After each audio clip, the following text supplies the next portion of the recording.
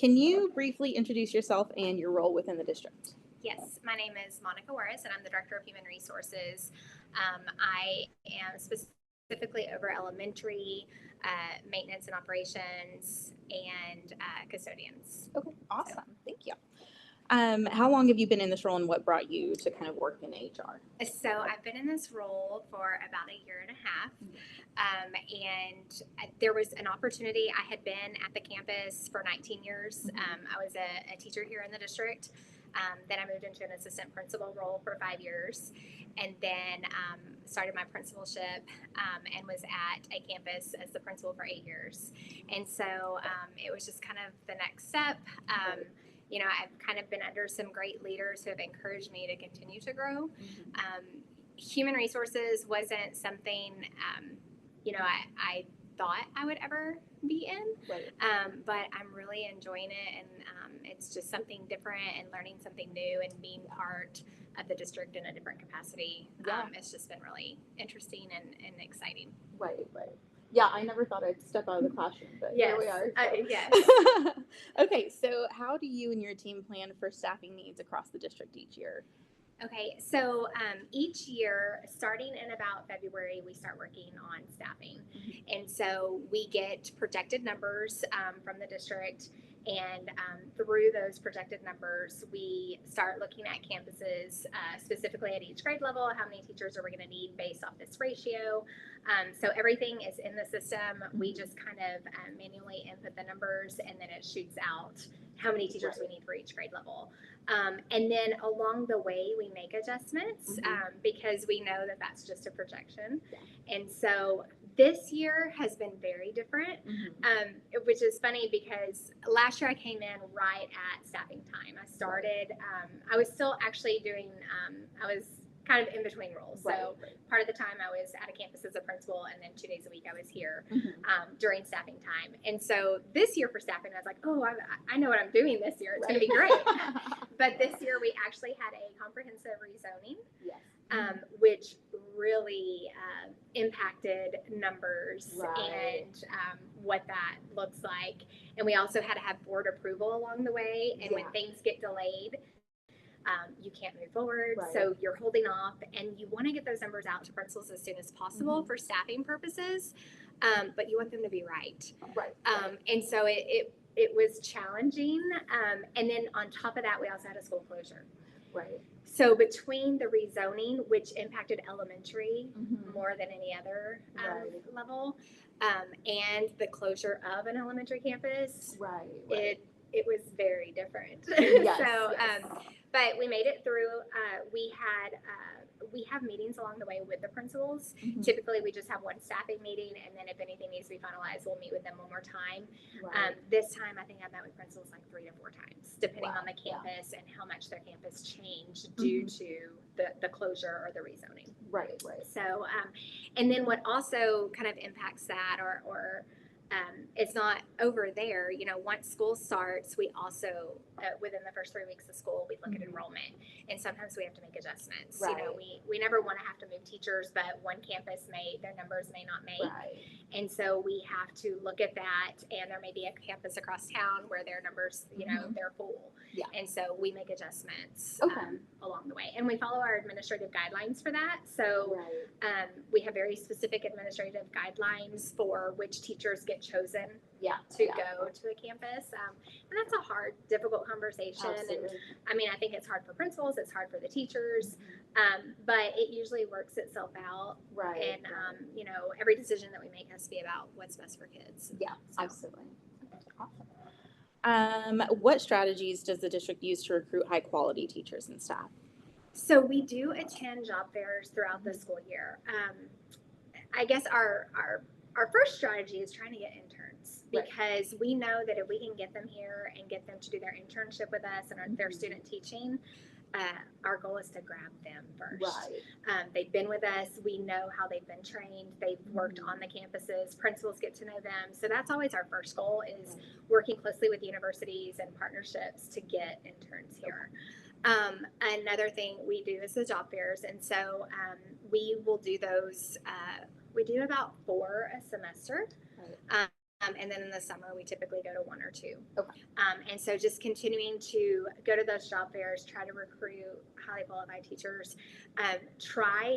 This year we kind of did something different. We knew that we always struggle finding SPED teachers and dual teachers. Right. And so one thing that we did, we had some interns that graduated in December, but we didn't have any openings. Right. But we knew if we let them go, they may end up somewhere and stay there instead of coming back to us. And so we did work it out in our budget to where we could recruit some of those interns and keep them on kind of like in a co-teach model. We didn't have a spot for them, but we partnered them up with another dual teacher, paid them as a teacher for that semester. Awesome. And then that way we could grab them and keep them here. Yeah. And this was our first semester doing it, so we've learned some things along the way.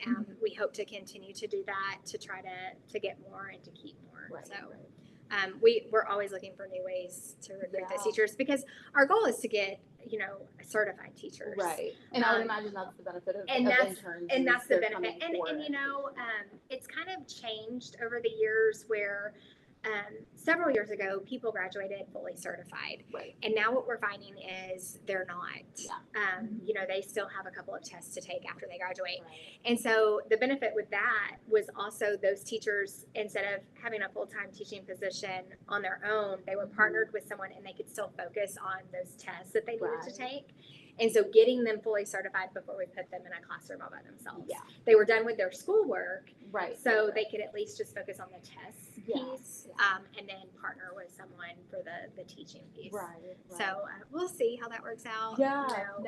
We were able to keep a couple of them and we hope that continues to grow. Right. Okay. So kind of following that, how do you guys support recruitment for hard areas to fill like special education bilingual? Is there any other other than us, the job fairs. The job fairs, trying to find anybody who's even interested in it, in those areas that are willing to work towards their certification. Right. We try to work with them. Our SPED department works closely with us. If we're going to job fairs, we always invite a representative from our SPED department and dual because we know there's always openings in those areas. Absolutely. And so we continue to just try to recruit that. At a job fair, if you see someone who is SPED certified or working towards that, we grab them up, as quickly as we can because we know when they go to the next table, they're going to be taken. Yeah, absolutely. And so we do a lot of letter of intents, which is something that we can provide them. Letting them know, hey, we're interested in you. We're going to grab you pending your reference checks. Right.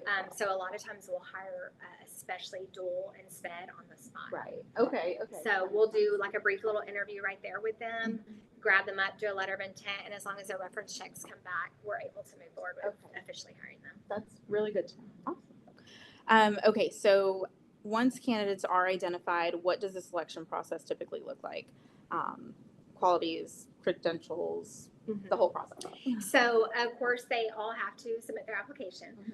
In their application, they have to list references. So, typically, those people that they have listed have already done an online reference on them.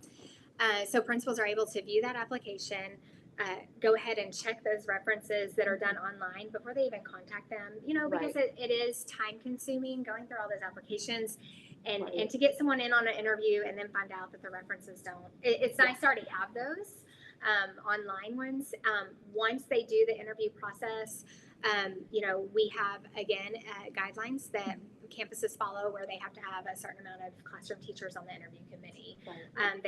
If it's for SPED or dual, they invite someone from the SPED department or the multilingual department to participate in that. Once they have chosen that candidate, the principal reaches out, lets them know that they are interested in recommending them for the position, and then they reach out to HR and let us know that they're recommending. And then they call the references. So we do have the online piece, but part of our guidelines is they speak to at least 2 of those references and submit those to HR. Okay. And if they're already a teacher currently, or actually anywhere they're at, we want at least one of those references to be their most recent supervisor. Okay. So we want to make sure that there's not an issue at a campus that they're currently on, and they're just like not talking to that principal, but talking to one they had 3 years ago. Right. So- Right. Okay. Yeah, that makes sense. Wouldn't have thought about that. What does the induction and onboarding process look like for new hires? Okay, so we have specialists that work on all of that. We have an elementary specialist and a secondary. They get all of the paperwork ready. They check with our certification officer to make sure they have all the certifications that they need for that position. If they're missing something, they reach out to them. You know, we do work with a lot of candidates. If they are missing something, we'll add an addendum to their contract. Okay.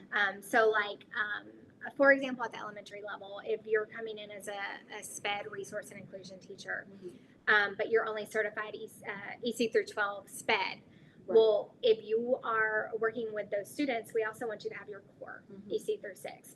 And so what we're finding is some of those people are missing that core piece. Right. So we'll hire them on. They can't be the teacher of record for any students, but we'll do an addendum where they're working towards that EC through 6. And usually within the year, they'll get that and be fully certified in case they need to be a teacher of record for any of those students. Okay. So our certification officer helps us through all of that process. And then once we have everything ready to go, our specialists reach out to them and do an onboarding. So they call them in, they get them logged into the system, they get their ID badge where they can access, entry into the building, their campus. They talk them through kind of, for example, right now, when they're meeting, they're talking to them about summer PD that's available. We're adopting, Blue Bonnet. And so all of our people doing the onboarding so that they're not so far behind. Hey, here's some PD that's already being offered if you're, available. And so they can kind of get a jump start on that. Okay. And so all of that happens. And during onboarding, the directors try to make an appearance just so they can put a face to a name. And we try to make it a good experience. That's our first impression. Yeah. So we want to make sure, here at admin, we're doing that. And then, of course, then they go back to their campus and we hope that it's happening at the campus as well. And then, not that it's necessarily part of onboarding, but with new teacher orientation, we have a new teacher orientation for 2 days. And during that time, they do go to their campus. They get to meet their mentors. They get to tour the campus if they haven't already.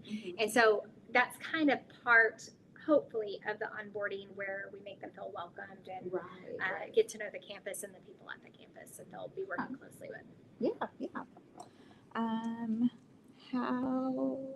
How does the district structure compensation for teachers and staff?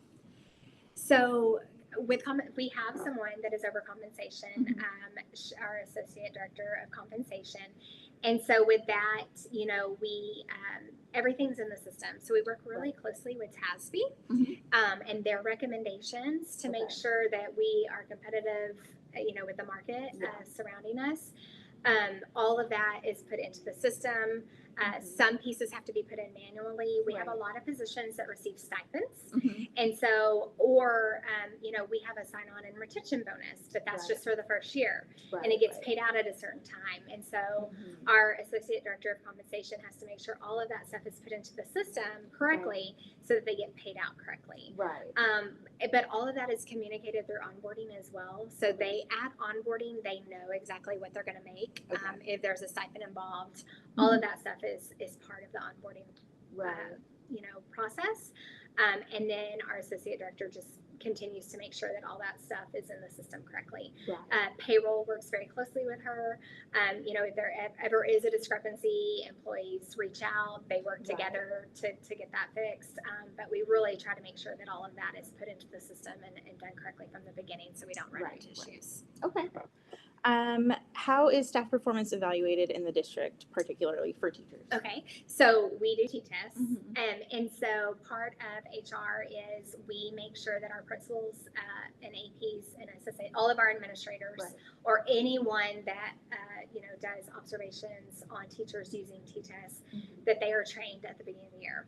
And so in our principals meetings, we'll do a brief training on it so that they can go back and make sure that they're hitting all those deadlines. Same thing with APs. We make sure that we're very present in those meetings so that we kind of keep them up to date with the timeline and all of those little check marks. So principals and APs meet once a month. Mhm. And so, well, they meet more than that, but once a month there's like an operational meeting, Right. and we're part of that. And so, if we have a deadline coming up with T-tests, we make sure to go over that and what it should look like.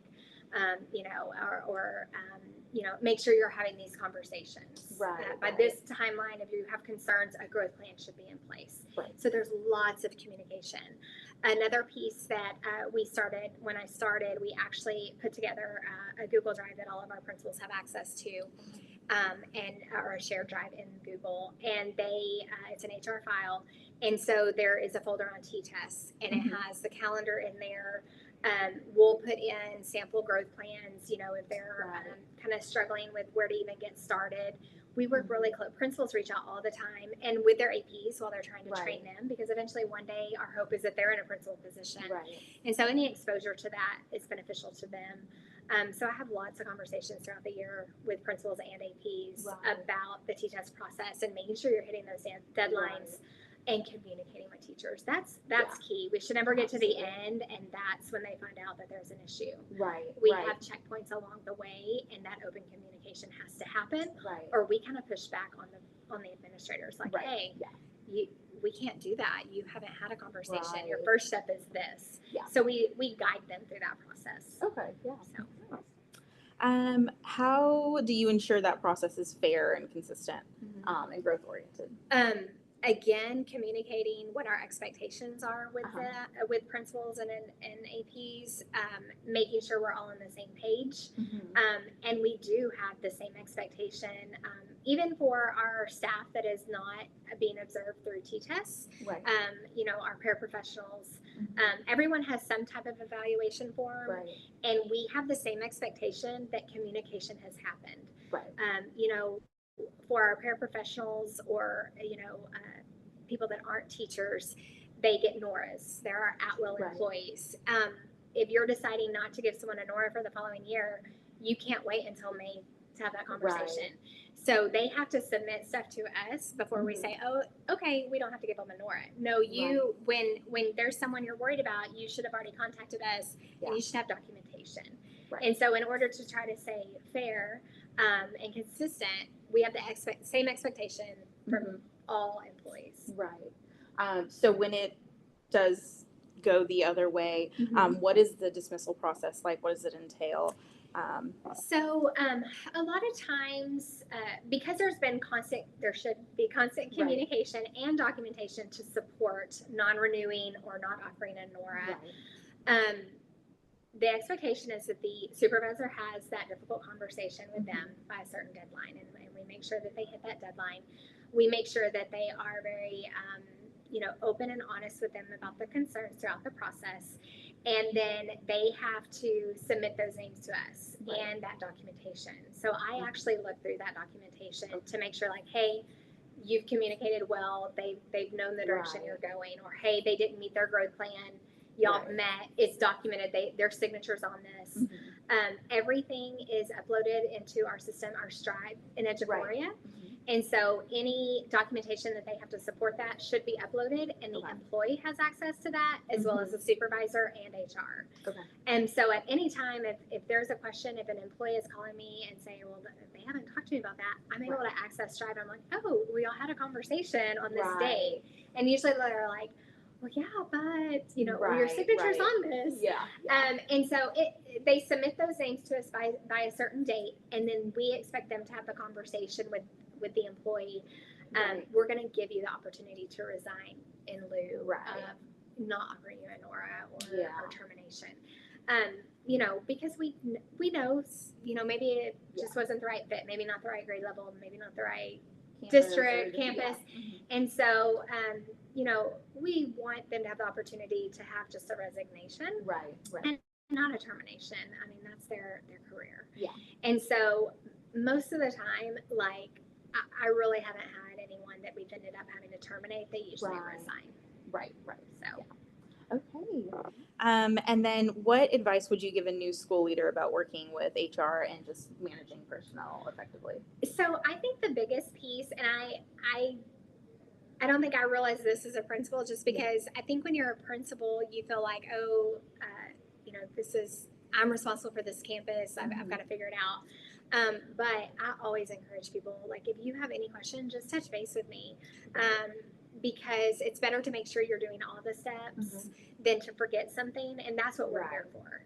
Right. And so I would encourage any principal to be in communication with HR to get a little bit of guidance if they're unsure about anything or they want to just make sure they're not missing any steps. Right. Just reach out. That's feel like you're doing it alone. Yes, that's our purpose. That's our, that's why we're here. Yeah. So awesome. Yep. Well, thank you very much. Oh, I hope it didn't just cut out. There we go.